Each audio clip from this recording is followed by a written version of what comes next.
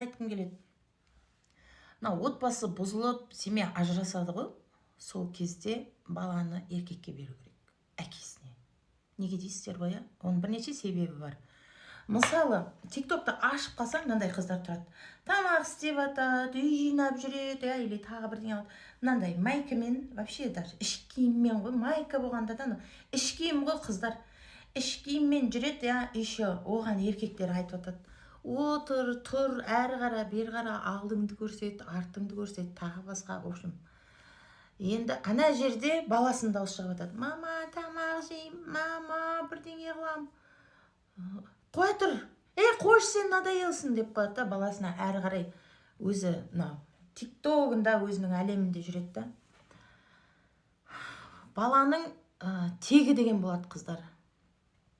Баланың тегі деген болады. Сосын әр тектің өзінің киесі болады. Онымен ойнауға болмайды қыздар. Ол бала біреудің қаны. Сондықтан, оны әкеде ойлау керек. Вот қазір сол туралы айтам.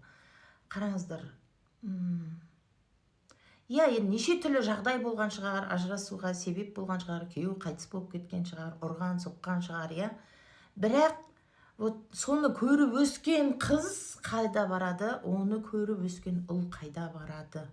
Және де ондай ананы көріп баланың болашағын ойлаған ана, ондай болмайды. Енді көпке топырақ шашқым келмейді. Бейнеттеніп, шашын жылып тұрып, ешқайда қыдырмай, ондай емес, тиктокта отырмайтын да аналар бар. Дұрыс түсініңіздер, осы жерде қараңыздар. Өйтпейтін де аналар бар. Өліп талып, шашын жылып, баланы бағып жүрген, соны жеткізем деп жүрген аналар бар. Оларға обал емес па? Оларға обал емес па? Енді сондай аналарға солай плохо болмау үшін еркектерге беру керек баланы. Себебі мына тоқал деген шырағым бар ғой, сол тоқал деген шырағымдар, егер заң бойынша ажырасқаннан кейін ана бала еркекке кететінін білетін болса, мысалы сондай заң шықса, мына тоқал деген қыздарда көтендерін қысып жүрер еді, ана еркекке басын тықпай. Себебі ананың бірнеше баласы оған келетінін біледі.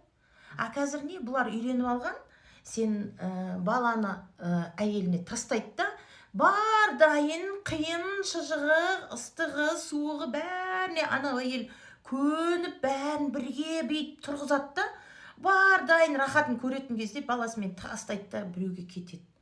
Сондай болмас үшін, ана бәлем баланы еркекте қалса,